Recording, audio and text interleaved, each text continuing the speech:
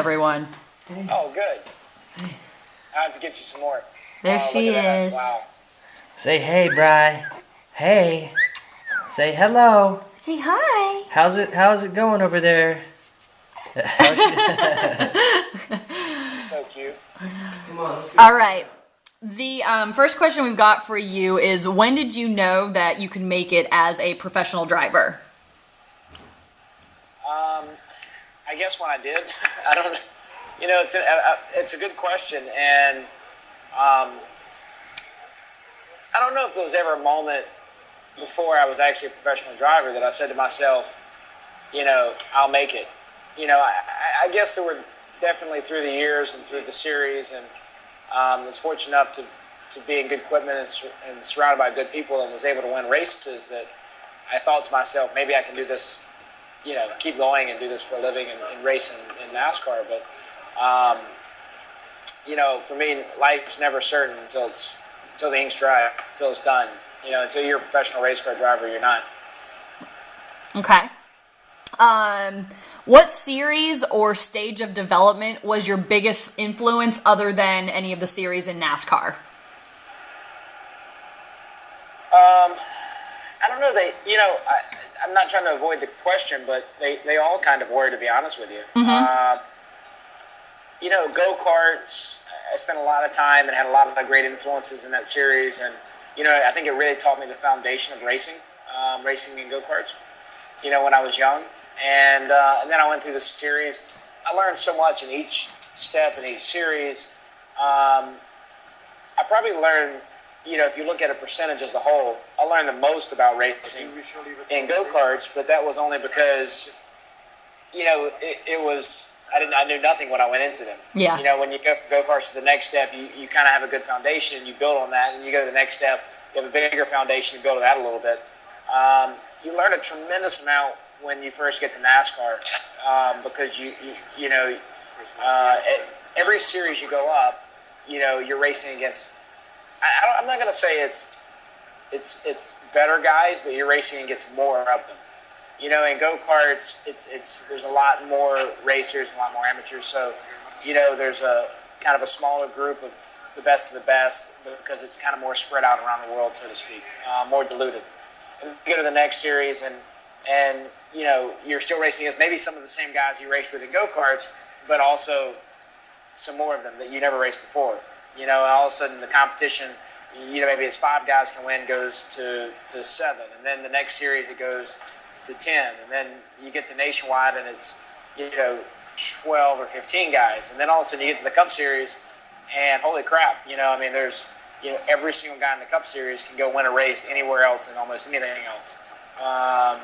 So you learn a lot about racing through the whole series, but there's not just I can't just say there was one series that I learned it all. Okay. We had an interesting conversation with Jason Leffler the other day. We were interviewing him, and he was talking about how much driver development has changed from when he first had his shot. He said he was with Gibbs, and they basically were like, you've got 1 year, you're going to crash all the time, but it's okay, we're going to stand behind you. And now, do you think it's a lot more cutthroat and drivers aren't really getting a chance to develop? It's more difficult because the economy is more difficult, but that comes and goes. To answer your question, I think, yes, it is more challenging now. The economy is tough, sponsors are tough, and I think it's harder for people to tolerate a lot of wrecked race cars.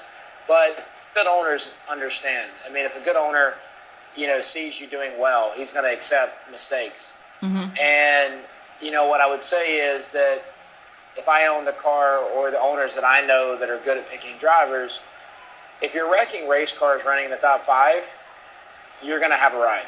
Yeah. If you're leading laps and wrecking cars, they're going to accept that for a while. There's a limit to that. It can't go on for 4 years. But in general, if you're fast, a lot is tolerated. Okay. If you're running 15th or 20th or 30th wrecking race cars, then you're probably going to get fired. Okay. You've got to. I think the most important thing is to be fast. It's okay to make mistakes, but you have to learn from those mistakes. You can't keep repeating the same mistakes. If you're crashing for different reasons, but you're really fast, and you're learning each time, that's okay. If you're crashing for the same reasons, that's not going to be accepted. If you're crashing and you're slow, that's not going to be accepted. I think, in my opinion, one of the biggest things that make it challenging for young guys that's different now than it was when I started is the lack of testing. It's unfortunately a necessary evil in our sport right now because of the budgets to help the team owners not go broke. But when I first started in NASCAR, we tested almost every week. A lot of the racetracks we raced, I went and tested before I ever went to the race. And that's changed dramatically. We even had a couple of seasons where you couldn't test at all. And now, we have a handful of open tests throughout the season, but it's very limited. And, of all the things I could pick that has probably changed the most, that's hurt or made it more difficult for rookies, not impossible, but more difficult, is the lack of testing, particularly in the Cup Series. I think the only way to really overcome that is just to get more experience in lower series before you move up. I would say that another year in the Nationwide Series or the Busch Series then would have probably been good for me. Mm-hmm. But, because I was allowed to test so much my first year in Cup, I was able to overcome that. Right. Had I jumped to the Cup Series now without being able to test as early as I did, it would have been much more difficult to nearly impossible.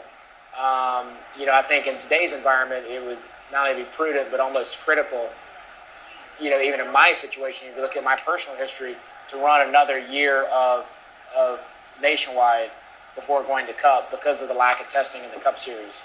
So, I think, as racing is going to continue to go that direction where there's less and less testing, I think it's important for young drivers to realize there's no rush.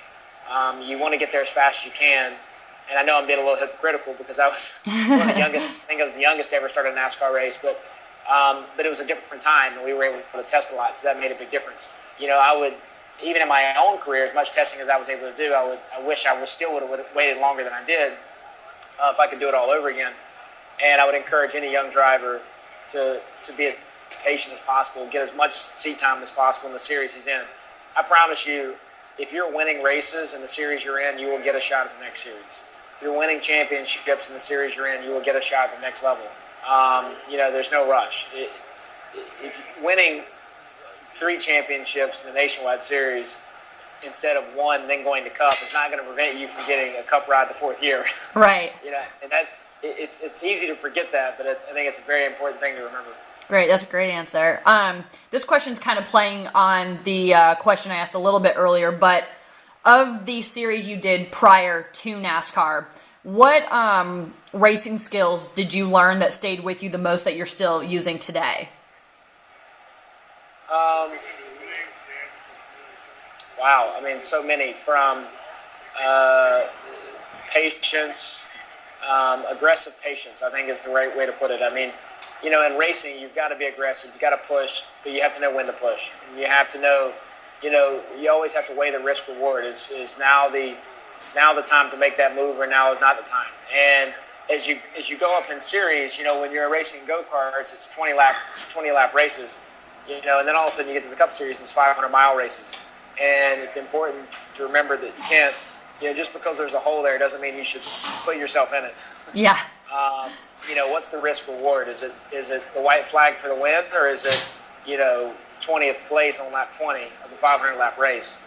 I think just being patient. I'm not saying you have to make bold moves and you have to take chances, and that's what race car drivers do, and you have to do it to win, but you have to know when to do it and when not to. Okay. What decision, event, or person most influenced your jump to an elite professional series?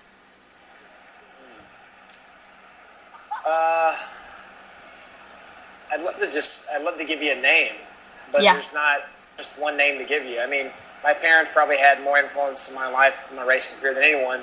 A, genetically, they kind of put me together, and B, they raised me and they allowed me to explore my passion, my dreams in racing, and encouraged it. They never really pushed me towards it, but they definitely accepted and encouraged it as long as I had good grades, which they found education to be very important. So there were stipulations along the way, but I would say their support and influence probably was by far the most of anyone in my career, in my life.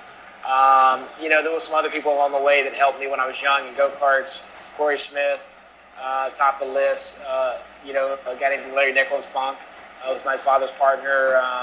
Helped a tremendous way throughout my entire racing career and support, sponsorship, different things. Rodney Childers actually had an influence. He actually put my first go-kart together. He helped put it together. I mean, my father and Corey and a couple other guys, kind of finish it off. But Rodney participated in that project, and now racing with him again to this, in the Cup Series is very special for both of us. There was a lot of drivers along the way that gave encouragement and advice and guidance, and I could give you a long laundry list, but I think the point is that, listen to the advice along the way, listen to, you can race your peers as hard as they need to be raced. I think it's important. I always race guys the way they race me. If you race me clean and hard, I'm going to race you that way. If you race me otherwise, I'm going to race you the exact same way that you race me. Treat others the way you want to be treated, so to speak. But what happens on the track is on the track. I encourage young drivers to leave it on the track and, to try to separate the two to a certain extent. Some of the guys that guided my career and gave me the best advice of my life were my fiercest competitors in almost every series I ever raced in, because we did get along off the racetrack, and we had a mutual respect and a friendship that went beyond just rubbing fenders on the racetrack. And I could give you a list of names, but the point is that literally probably the guys that I got into it the most with and raced the hardest on the racetrack were the ones that ended up supporting me the most off the racetrack and giving me the best advice. Yeah, you don't hear that all the time. All right, last question. This is kind of going back on the driver development, but just if you can kind of single it out and answer, what's the single biggest mistake you see in driver development today?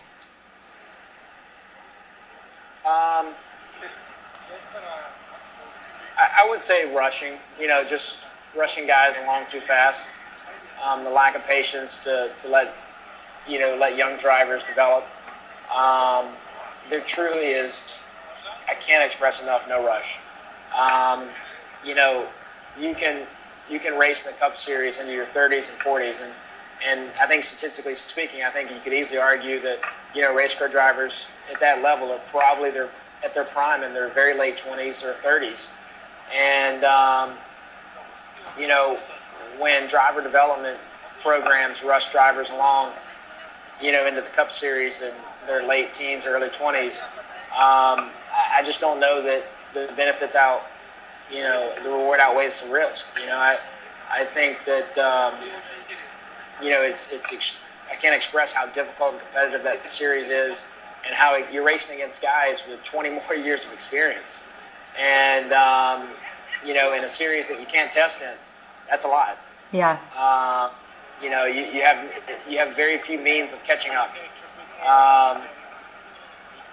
And the reality is, at the end of the day, it doesn't matter if you're 18, you're 22, or 26, or 28, or 30 even.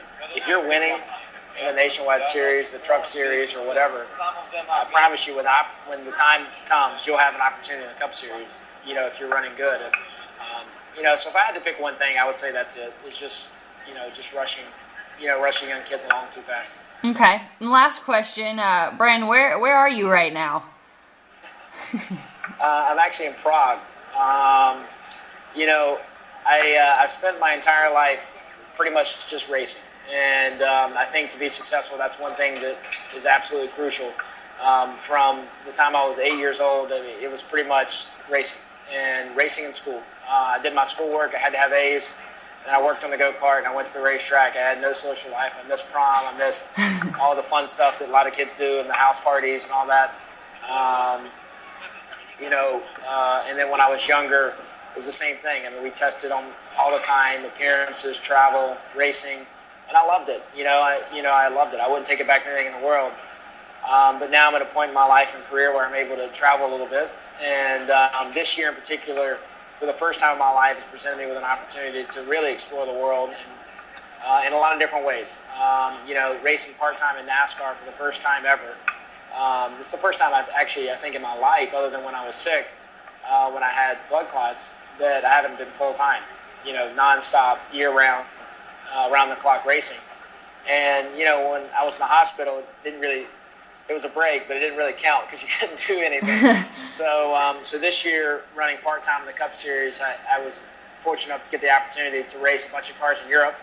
So I've been driving sports cars in Europe. I've driven everything from the Ferrari 458 GT2 to the Mercedes SLS GT2, raced Spa, Mugello, Paul Ricard, another track in Germany. I can't pronounce the name of it. The Euro Speedway, the Libertsen, I don't know, something starts with an L, ring, just outside of Berlin. And I just actually qualified for Le Mans this past Sunday. We were there testing Saturday and Sunday. Congratulations, that's exciting. Thank you, I'm very excited. It was huge. You have to run like 10 laps consecutive at a certain pace. And, we got that knocked out. And then I go back later this week to start the race week. So I'll be back in Le Mans, France for the 24 Hours of Le Mans. I mean, what an incredible event. Amazing racetrack. I'm so excited about it. It lasted a little over a week, not including the test we've already done. So in between the test and the race, I had a few days. So meet some friends and do a little bit of traveling and check some cool places out. I'll tell you, Prague is such a beautiful city. It's not one that I think comes to a lot of people's minds when they think of a vacation spot in Europe, but I've had just a wonderful experience. Architecture, the people are very welcoming, beautiful city, food's good, and a little bit of nightlife as well. Yeah, that's a castle I see behind you, isn't it? I believe it is. Yeah. There's a bridge that's supposedly famous. I don't know the name of. And what's the name of the bridge? Charles Bridge. Charles Bridge. And then there's like a castle, church, something in the background. I'm sure some really wicked shit went down there over the last several hundred years, thousands of years. So we're going to go check that out right now. We're awesome. March up there, and we're going to hike up to the top of that hill. There you go. Check that out, get a little exercise, and just finish a nice lunch. So excited to be here, have a little time off, and really more than anything, just really enjoying racing cars in Europe right now. Really pumped for Le Mans, and then after Le Mans, I'm on a plane to California to race Sonoma. Can't wait to get back to the U.S. and race in NASCAR. Well, good. Well, Brian, I appreciate you taking time out for us, and this is going to be cool, especially for all the young drivers to check this out and hear advice from you and some of the other guys. So good luck at Le Mans, and we look forward to seeing you back here soon. Absolutely. Thank you. All right. Thank you. Miss ya. All right. I miss you guys too, and congratulations. I'm so happy for you. I know I've already told you, but y'all seem happy. I told Adam, you know how